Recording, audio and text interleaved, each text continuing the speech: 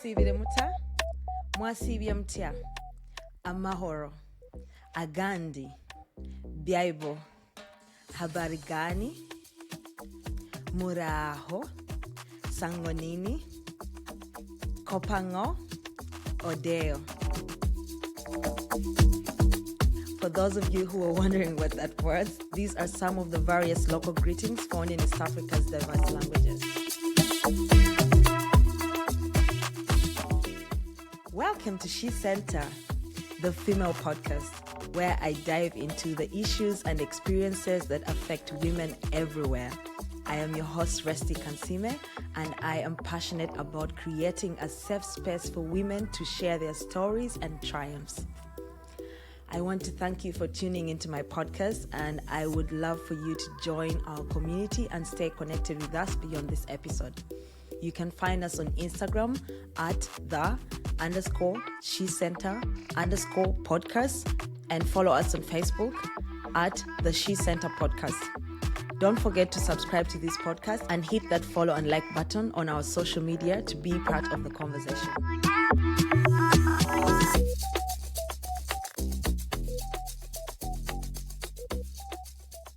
Hey. Welcome back to yet another episode of SheCentre, the female podcast. In case you haven't seen on my social media, I received this amazing cup, which I should add to my merchandise collection, which I hope to start soon, from my beloved sister. Hi, Imi, on my birthday. And I'm really obsessed with this cup, guys. I didn't use it until this week. I have been keeping it. And I think so many people need to get this. This is like the most amazing thing ever. And shout out to the person who made it. Candy Co. I tagged her on Instagram. Please go check her out. If you're living in Europe or everywhere in the world, I believe she can deliver. She makes these amazing cups, and this is free kalango, free advertising. This amazing lady who is my friend, my family friend, Suzette, is the most talented person I have ever met, and she is making really, really amazing things. Female empowerment. Go girl. This is really good. Anyways, this is going to be showing up in every episode because it is the bomb. Anyways, so welcome once again. I am fresh out of Uganda. As you can see, my braids are still fresh. When you see this amazing lining and everything, you have to know that person has just come. They're fresh out of Uganda, especially where I'm staying. And I also want to shout out to my hairdresser, Esther. Thank you so much for always making me look good. I really appreciate. And this Kalango is not for free, Esther, because you're supposed to come onto the podcast and tell us about your purpose. Stop hiding. Anyways, again, thank you so much for tuning in. I really appreciate that you gave me this opportunity to share my story. As I shared, I just came back from holiday in Uganda. This has been a crazy year. It's like 10 months have happened in this now 5 months. It has been crazy. I just came back from Uganda. It was so busy. I barely enjoyed myself. I didn't get time to spend as much time with my family and friends because we had a wedding with my husband, so we were in Mbarara. So any person who is out there saying, wait, you are in Uganda, you didn't tell us. Guys, I barely had time to see people because I was mostly in the city, Mbarara city, M city, where I was going to say I was sold to, I'm not a slave, where I married.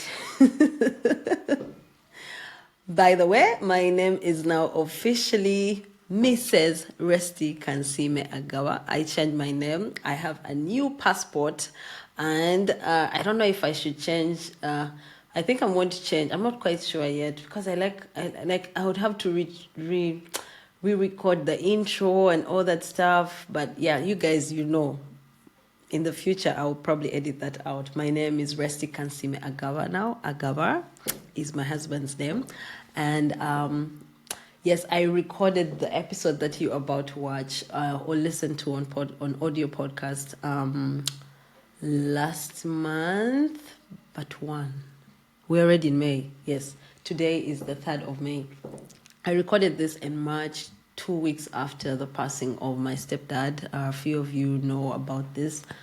And it's quite raw. I did not expect myself to record it. And normally, when I was editing this, I was surprised. Normally, when I record myself talking, especially about stuff like this, I'm like, ugh, I can't let anyone watch this. But interestingly, it's either I have really grown or the Holy Spirit really led me well. When I was editing this episode, I still felt like, yeah, I don't feel any kind of way. I said everything I wanted to say. I didn't leave anything out there. So I hope that this episode inspires any person out there who is going through a similar situation.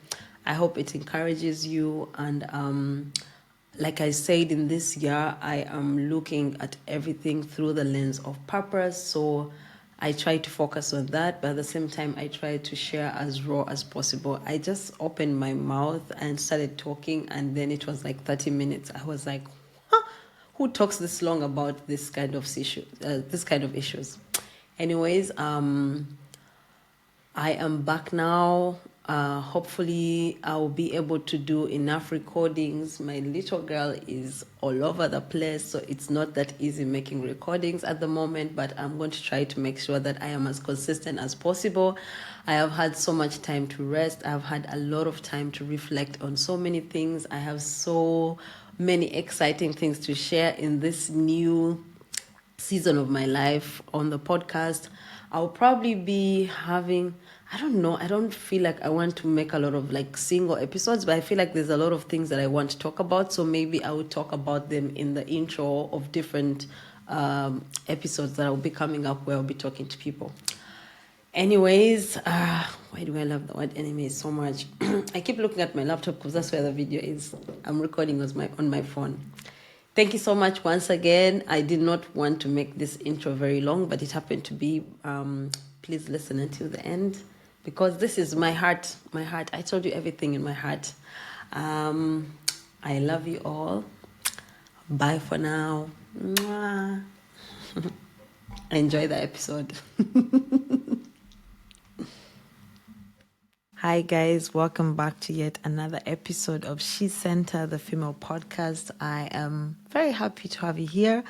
My voice is a bit low, as you might know. I just experienced a loss, and I might share that it's been one of those things that has really given me perspective.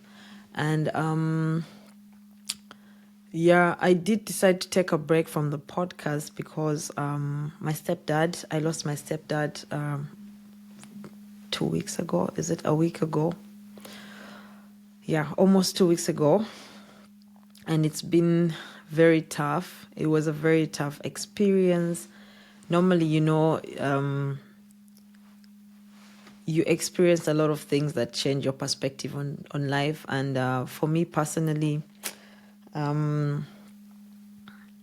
it has been one of those things where I have had to find out more about myself, and also this question that I'm asking, are you living in your purpose? Because now as I'm sharing, I'm finding that it is in times like this where uncertainties come into your life and you face tough situations when you're trying to build something. I'm trying to build SheCentre, but I think my stepdad has been ill for a while, and I think about, I would say 2 years now. It has been really bad. He died from cancer, and several years ago he got ill from the same disease, and he got better, and then he was fine.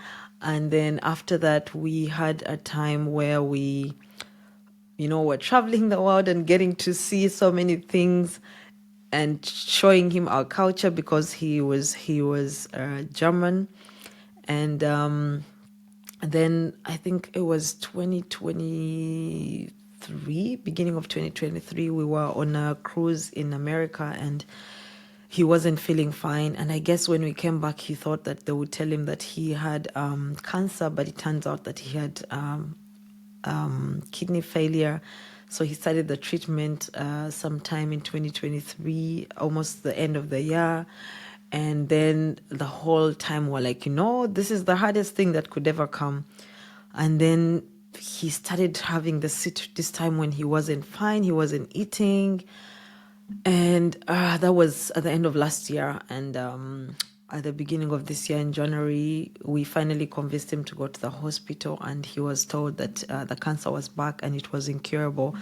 And they told him that he had a couple of months to live. Like, I have watched Grey's Anatomy. I've watched so many series where people are told, you have 1 month, you have 2 months. It was so scary to imagine, and all of us were just in shock. It was the beginning of January, and now we had to look at him, and I started to count. I was like, okay, February, March, April, it's like 3 to 4 months. I was like, that's the time when I'm going to be in Uganda. How is this going to happen? I was like, ever since then, I have been really demotivated. I stopped working out.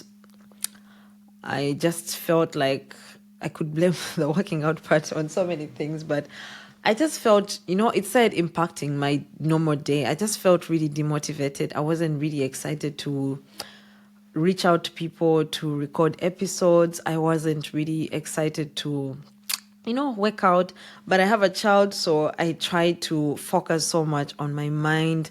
I was like, my priority right now is just focusing on my baby and not so much thinking about the worst case scenario. And ever since then, he was in the hospital, in and out. And I think it must have been like very close to my birthday. Like, I think 2 days before my birthday, we went to see him in the hospital, and he was really weak. Like, it seemed like really scary. And at that time, the doctor was telling that was the end of February, and the doctor was telling my mom, yeah, I'm just giving him weeks. It wasn't even months anymore. It was just weeks. And eventually I traveled back to my city. I just live a couple of 2 hours away from my mom in Munich, and she stays in Passau. Yeah, my mom sent us a message and told us, like, one day she just called me crying, and she was like, the doctor just, like, eventually, like, before the doctor was telling my mom he doesn't have long, but then this time he told my stepdad. His name was Dieter, and it turns out that they told him he had 2 weeks to live. And as Christians, we were praying, and my mom called me. She had broken down. He was feeling bad because he wanted to fight. And that time we were all still in denial. And I just wanted to share this in this episode because I feel like this is something that speaks so much to purpose. Speaking from this raw, because I just came from a recording with someone. I'm wearing his shirt. This is one of his shirts. He loved check shirts. He loved to tuck in. So I decided to wear it because I wanted him to be close to me. Normally, I used to record here, and he was always, I always had to get permission from him to record because he loved to watch his TV. The sofa is right here, and I'm still here. The most painful thing about this situation is the fact that we saw him from being, not fine, but a little bit healthy. And then to the point when he took his last breath, because he died right here in this room, right there. My hand, I was holding his hand, and that I don't think I'll ever be the same. How is this something that I'm trying to see how this is something that I can see through the lens of purpose, like my perspective through purpose. Number one, I thought I would sit down and write notes about this, but I guess because I'm doing this right now, God is going to guide me along the journey. May the Holy Spirit guide me along this journey of explaining how I feel right now. I do feel like, first of all, like, I was excited. I'm working on my podcast. I even was going to pitch him to be one of my investors, in my project. And I kept prolonging that discussion. But I was like, you know what? He always used to ask me, what is that thing that you're doing? And I'd be like, yeah, it's a podcast, whatever it is. And then out of the blue, the news in January just really took me away. So in many cases, when we are we have a vision, we have this thing that we want to do, so many uncertainties will happen along the way, and that can really break you to a point where you don't see any hope and you just feel like, you know what, why am I even doing this? But in the process of going through this, I just felt like, okay, it's okay to take a break. It's okay for me to just take some time away to gather my thoughts. No one is paying me to do this, so I'm glad I don't have any investors breathing down my throat. I was very happy that I could just announce and say I'm taking a break, and that was okay, because it doesn't change the fact that I am still willing to impact people. But at the same time, I also thought that this could give me a different perspective, like to see life from a different angle. To see someone take their last breath is really humbling, guys. Like, it is something that, you gain perspective in knowing that you can be here today and you're gone tomorrow. We had one lady, our friend, who is a nurse, and she was with us through the whole process. And she also just lost her brother, and he was okay. We were just speaking about this the day that at the time when my stepdad was passing, we're like, this person has gotten sick. Like, you see him. We went through a whole process of, seeing him deteriorate until he took his last breath, until he went into a coma and took his last breath. And someone who is just 34 years old just goes on the road, falls down and dies. Guys, we don't have time. We don't have time. As a Christian, I am seeing how, when they say, that scripture that says, like, our life is just a mist, like, we're just a mist, like, in 1 second you could be gone. And what are you doing with your life when you're alive right now? Because you could come to the end. I saw my stepdad, he came to the end of his life. He knew there's nothing. The doctors were telling him there's nothing we can do for you. We have given you 2 weeks. You're going to die in 2 weeks.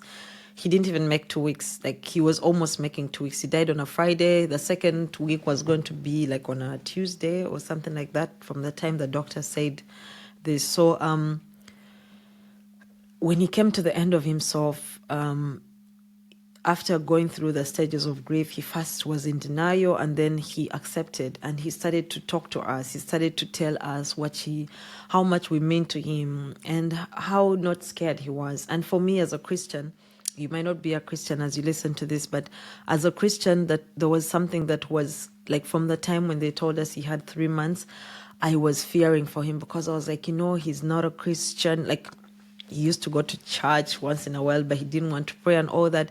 So we started praying, and I felt it on my heart. Like, I told God, I'm like, God, I don't know. I don't want him to suffer, but at the same time, I don't want him to, I don't know what to hope for. Like, my faith was really challenged, because I kept having this thing in my mind that was telling me, is anything impossible for me? I am your God. And it's in the scripture somewhere. So I was like, should I pray for him to get better? Because, there's that song that says, we've seen cancers disappear. And I even started feeling a certain way when people were sending me messages saying, yeah, he's going to get better. I'm like, the doctor has said he's dying in 2 weeks. What are you talking about? So I just had that, my heart was not settled. So eventually I got wisdom. Like, God told me to just pray for his soul, and we started to pray for him to accept Jesus. It was really hard. So I got a piece of paper, and I wrote him a letter, and I told him how grateful I was for his life, and I told him everything that I felt like I needed to tell him. And then I gave him the invitation to accept Jesus as his Lord and Savior. And then I was so scared to give him the letter. He read it. Eventually, he didn't say anything. I asked my mom, did you read it? And he was like, yeah, I read it. It was a really nice letter. And then I was like, okay, we need to keep pushing for this. I remember I was in my group, my prayer group with some ladies, and they were telling me, Rest, just accept that, he has received what it is, that, like, the rest is in God's hands. Like, it's not up to you. And I got that confidence. I was like, you know what? I gave him the invitation. Several people did. So my husband talks to him when we went to the hospital 2 days before my birthday, and asked him, yeah, did you see Resti's letter? He's like, yes. And he's like, did you see the tiny piece of paper that she put in there? He's like, yes. Did you say the prayer? And he's like, who wouldn't, after the message that she wrote? So that gave me peace. And now we had to deal with, we have plans. We want to travel. My mom's life is like on a standstill. We are all on a standstill. We don't know, is he going to die? And he's like, I'm praying that I may be able to, see the summer, be able to enjoy the sun and stay a little bit longer. And we prayed. And I remember there's a time when he wasn't really fine, but like that week when he died, when he came from the hospital, because he said he wants to die home. It was a Friday when he came back. I had just come to visit my mom, and he had so much energy on Saturday. He woke up, it's like he had stuff that he needed to do, and he did a lot of them. And on Monday, he went for his dialysis. He came back and he had so much energy. So previously, when I went back after seeing him in the hospital, something came onto my heart. Like I got wisdom from God that I should ask people to tell him how they feel about him. So I asked a couple of family members and his friends, to send me videos of them talking about his life and encouraging him and telling him not to fear and telling him that this is not the end. So I received them and I just kept procrastinating. I was like, when am I going to show him this? So eventually when he got better, he came up from dialysis that day. He said, I feel so strong. I feel so fine. And I said, you know what? I have something for you. So we showed him these videos. Oh, they meant so much to him. They meant so much to him. He was crying, tearing out. And he told us, he was like, I'm not afraid to die. And we asked him questions like, is there anything you feel like you haven't done in your life? He said everything that he hasn't done wasn't meant to be done. He's content. He's ready to meet his maker. He was just saying, I wish I could just stay a little bit longer to see the summer. That was on a Tuesday. That was on a Monday. And then Tuesday, he started to deteriorate. Wednesday evening was really, really bad. And we were just watching him. And then by Thursday, I think, and then because he was home, we had these doctors who were preparing him for death. So they kept coming and we were like, yeah, he was better yesterday. And they kept reminding us, you do realize that he is in the process of dying. Like you can't stop anything. And that's very challenging for Christians, for us to accept that. But I had to accept. I felt at peace. I was feeling a little bit guilty to feel like, yeah, we are preparing for him to die. But at the same time, I had to accept God's will, and we all did. And then from Thursday, he was unconscious. He went into a coma, and it was just this breathing. There are times when all of us would panic every time we were far away and we were not hearing him breathing. He was breathing Friday night, and then his breathing started to go down, and we just got to a point where we knew the time had come, and we surrounded him. We had some worship music playing in the background. We had said all the prayers we wanted to say. In just a moment, we just held his hand, and he took his last breath. And I have realized that grieving is hard, especially because I have found out something about myself. I kind of find a way to protect myself from pain by, I think, getting in denial. So it's something that I was talking to a friend of mine called Joanna. I was sharing with her what I was experiencing after the loss. And she said, maybe because you have accepted that he was going, you accepted, and then by the time he left, like you're okay with it. But at the same time, I was feeling like, okay, God, we prayed for peace, and maybe that's the peace that you're giving us. But somehow everyone around was crying. Even when he passed on, I just had this panic stage where I was like, he's gone. Like the whole time he was like, the breath, it becomes really slow. Like it's like he breathes and then for seconds not breathing, and then he breathes. My heart just kept like almost stopping. I was like, he's gone, is he gone? It went on for about like 20 minutes. And when he was finally gone, I just felt like that's not true. Even now that I'm thinking about, like in my mind, I'm thinking, and I started to realize that this is something that I always go through. Even when I went through the birth of my child, it was one of those things where I came out of it and my brain, I think somehow doesn't accept that I experienced this pain. So it protects itself. I think that's a way of people protecting themselves. So while people were crying, I was standing there like trying to digest the information, and I thought that if I see him pass, then it will make more sense that he has passed, but I still wasn't accepting. I was still not accepting the fact that he was gone. So, yeah, up to now, it's really hard for me to accept. I don't know if it's denial. I do not know if it is because I had made peace with the fact that he's gone. But I am getting to learn so much about myself in this season to find out how I deal with grief. I was tempted during the process to get mad at the people in my life, because I was like, you kind of, grief can make you get to a point where you start to see, yeah, why is this person not wishing me, like reaching out to me, you're doing this. And I had to keep reminding myself, it's not about you. don't don't make this be turn into something. So I had to give grace to some people who I felt like didn't reach out to me. I think also my mom, there's like some neighbors who have, like some neighbor who just passes are like nothing.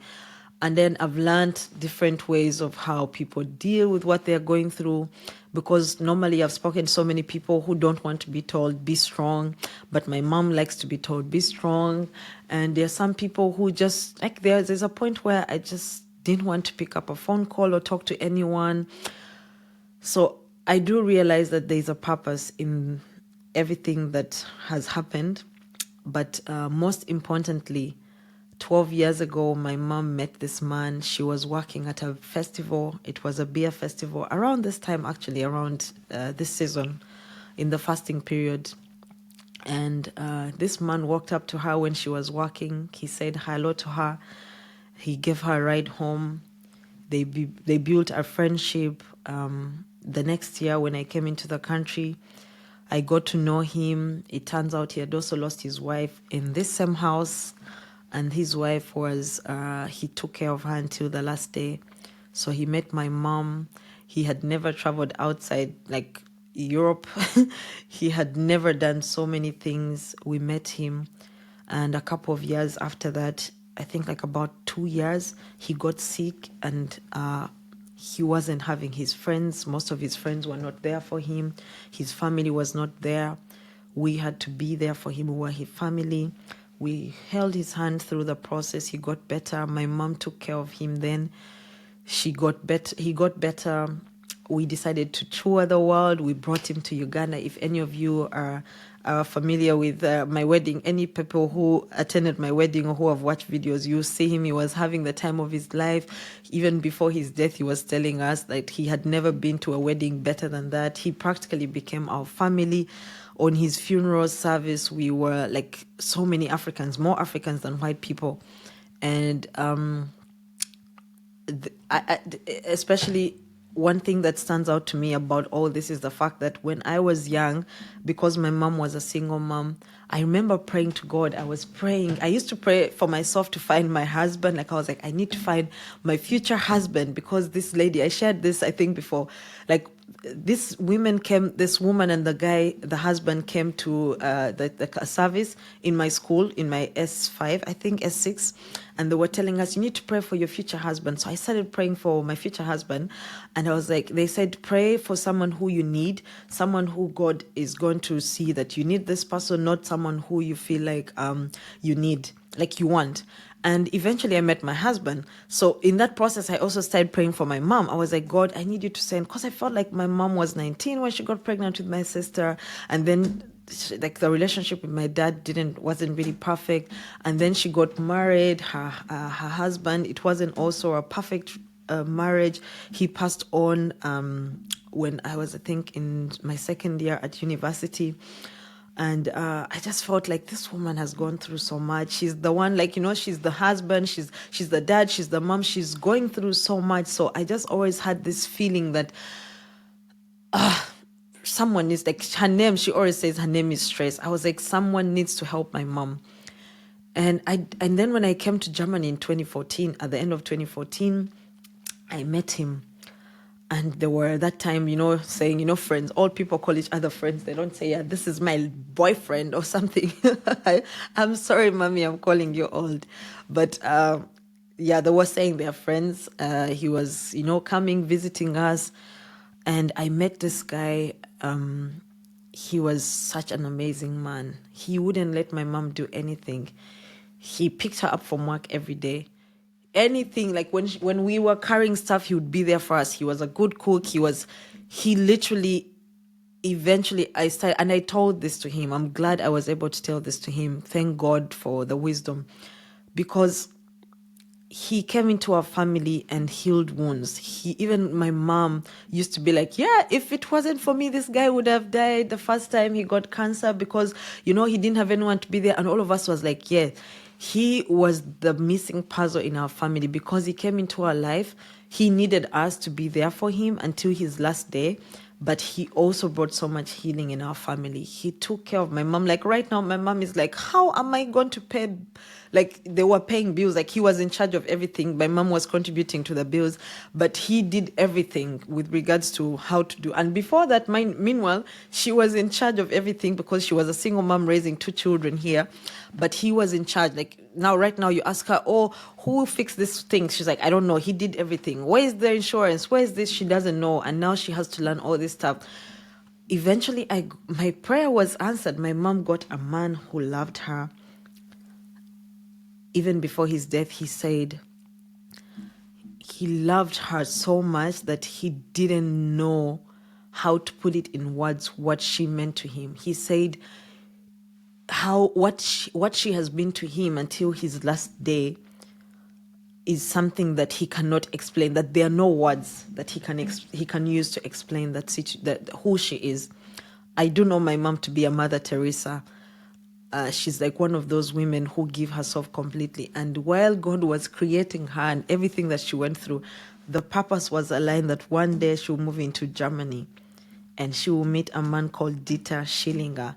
And that man would be the man who would change her perspective on life and would impact us as well, because he was our dad. We didn't have our dads present, my siblings and I, but this man has been our dad. He has provided for us. He has protected us. He has been everything. And I knew that I had to make an episode where I would make it a tribute to him. Dieter, with our differences, he's from Bavaria. He could not speak English. But the first time, every person that he met in his life, he impacted them, because he communicated with people somehow through the language of love. He found a way to let people know that he is a good person without even trying. He didn't have a care in this world. Even when he was dying, he just fixed his computer stuff and that's it. And he planned his death. He was able to, the thing where they put the ashes, he designed it, and he asked if they could he ordered it himself right before they told him that he had only 2 weeks. And then he told there's a lady who designs for us. Oh my God, guys, why do I keep forgetting to show you my cup? Anyways, we had this lady, we have our friend who designs, like she's a designer. She designed for me this gift for my sister that has the SheCentre Podcast on it. I want to show you guys every time, but I keep forgetting. I'll do it in the next episode, in the episode after the one I recorded today with the guest. And so he saw how my cup looked, and he told her he wanted to design his own urn. If, in case you don't know, an urn, it's that thing where they put your ashes after you've been burnt when you've passed on. It's common here in Europe and I think most Western countries. So he designed it and said that they need to put the map of Africa and drums, because that's the one thing he loved the most, the drums. And shortly before he died, like a few days before he went into the coma, he told us on his burial he would like not people to be sad like how it's done in Germany. He wanted it to be a joyful time. He said we need to drum. And so I went into my mom has a drum here. I was drumming for him and he was tearing up. He said that's exactly how I want it to be and more. So we did everything on his funeral service. We did everything that he asked for. It was such a beautiful ceremony. My sister, my niece, my 2 sisters and my niece sang It Is Well, and what's that other song called? I've forgotten. And my niece sang another song. Amazing Grace, and my niece sang another song. And then I read a letter that I wrote for him, my niece as well. And then the barrio, and all people were like, wow, this was so beautiful. Like, we sent him off in such an amazing way. It didn't even feel like a funeral, but he designed this. It's amazing to know that.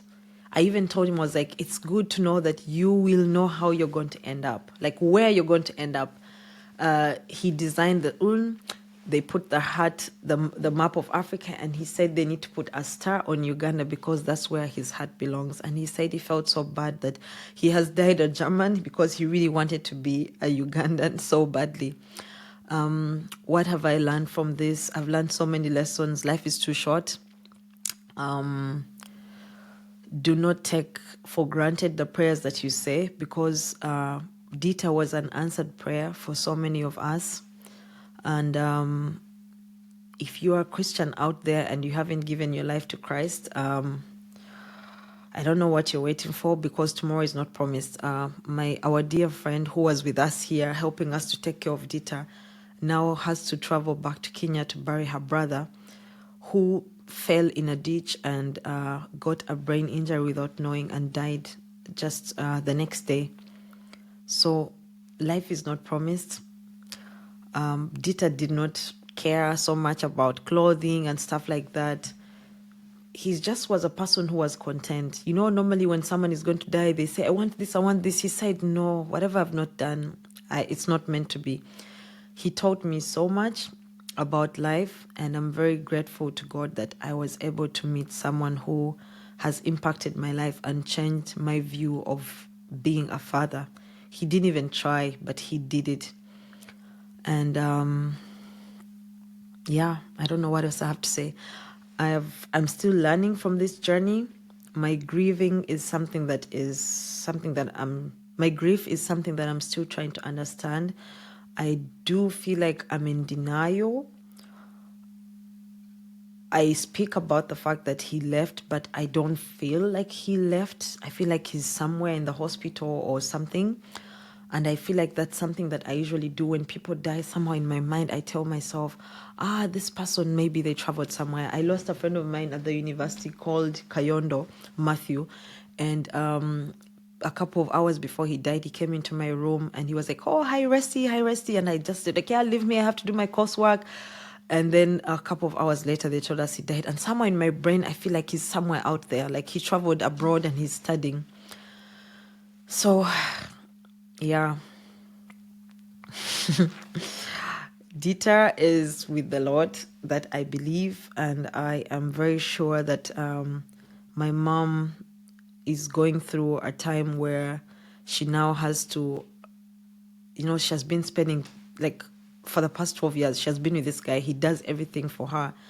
And now she has this big house with my brother, and we are with her right now. But there are times when she's alone and she starts to remember, oh, he would be doing this, he would be doing this. A funny thing is, the other day she received so much letters, and they were all in German. She's like, I need to take them to the grave and give them to him and be like, read your letters. It's so funny. But yeah, I felt like my first episode after this season would be an episode of me sharing about this and give a tribute to Dita. It has been an amazing 12 years with my mom, but I have known him, I think, for 13 years 12, about 10 years. I came to Germany in 2017. I met him in 2014 at the end. And I lived here when I had just come into Germany. I lived here with my mom for about 8 months before I moved to Cologne for my studies, for my master's. And during that time, me and Dita did a lot of things together. He taught me how to drink beer. We used to go to the beer festival. We did so many things together. He taught me how to cook. Every Christmas, he used to cook for us. And he did it even until this last Christmas. He wasn't fine, but here in Germany, they celebrate Christmas on the 24th. And he would cook for us this thing called knödel, and some meat, like it's like I think ente is sekoko. What is it called? I forgot it. I don't want to make a mistake. he would cook for us that, and then Christmas we would eat our Ugandan food. And this past Christmas, my sister was here with her children. It's like everything that happened, God was aligning it for us to spend time together. My sister and her children came. My sister has always applied for visas to come to Germany, and they always gave her a short-term visa.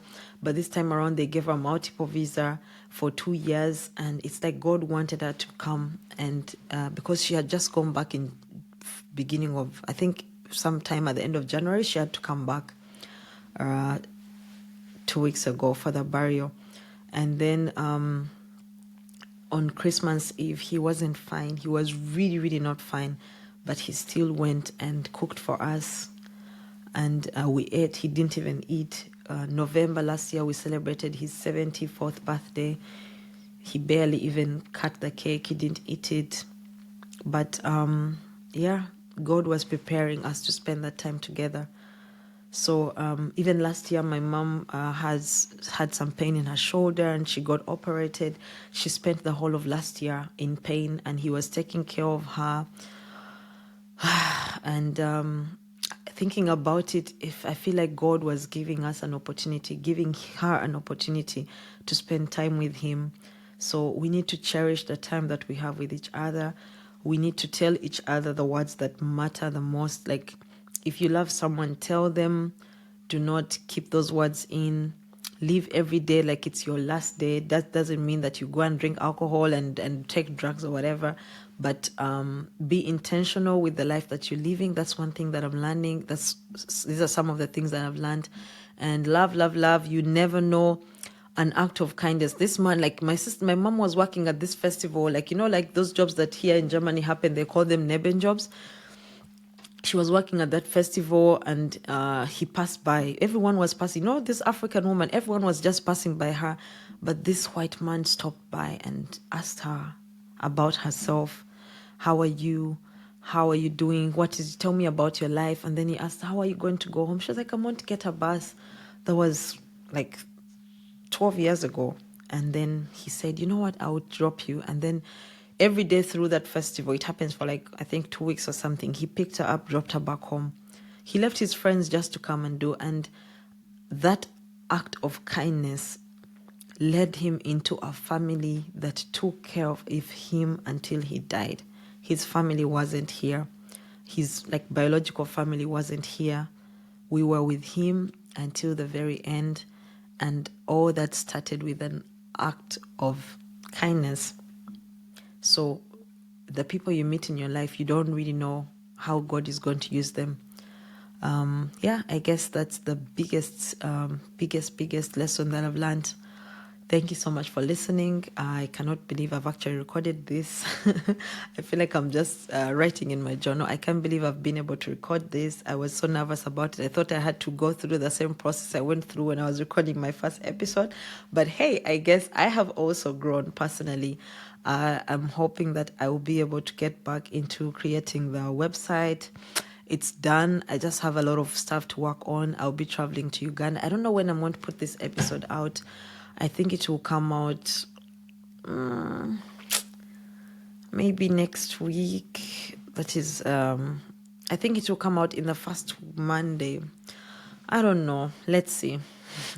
Let's see how I feel about it. But I think it will come out sometime in April. I don't know whenever you're listening to this, but I am very glad that I have been able to speak about this and to let any other person out there who is going through a tough time, who is grieving, communicate.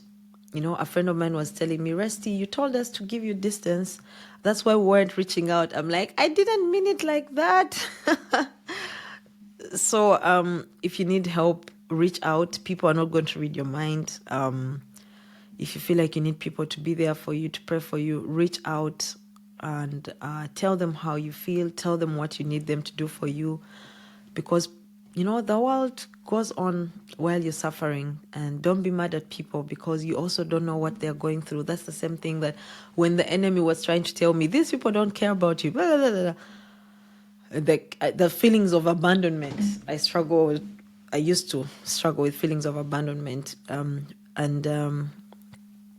I had to remind myself every time, people are going through their own stuff. You don't know what they're going through. So just reach out to the loved ones. If you don't have a loved one, try and find help wherever it's possible, and find the help that you need. Find community.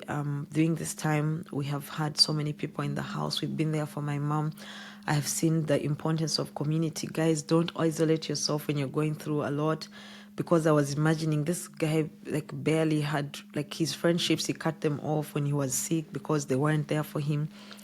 I can imagine what life would have been like for him. There are so many people here in Germany who die and they have no one by their side. They don't have anyone to hold their hand. They don't have anyone to take care of them. And every doctor who kept coming to treat him kept telling us, he's so lucky to have you guys. So you need people. Stop cutting people out of your life. You need them. You never know when you might need them the most. So keep your connections, even people who you're mad at. Make sure that you reconcile, and you don't know, their purpose in your life might be a very big one. So thank you so much for listening to me, for being my journal for today, and thank you. I will be releasing the next episode next week. I just had a recording with an amazing lady called Fiona, and she is also going through a hard time. So while we were speaking, I noticed that people are going through so much. So be kind. This is SheCentre, the female podcast where women's stories matter. Thank you for giving me the space to, hear me out and listen to me. I love you all. Bye. Mwah. I can't believe I recorded this. Please help me spread the word by sharing our episodes with your friends, family, and followers.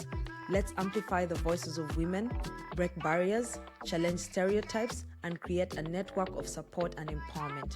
Together, we can bring about positive change and make this world a better place for all. This is SheCentre, the female podcast, where women's stories matter. I love you all. God bless.